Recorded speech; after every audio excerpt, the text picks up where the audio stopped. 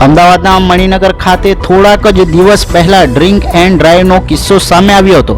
રાત્રિના સમય દરમિયાન યુવકોએ દારૂ પીને પૂરપાટ ઝડપે ગાડી હંકારી હતી અને રાહદારીઓ તરફ બાકડા ઉપર બેઠેલા વ્યક્તિઓની જાન પણ જોખમમાં મૂકી હતી। મણિનગર પોલીસે આ આરોપીઓને જાહેરમાં જ દંડાવાળી કરી હતી।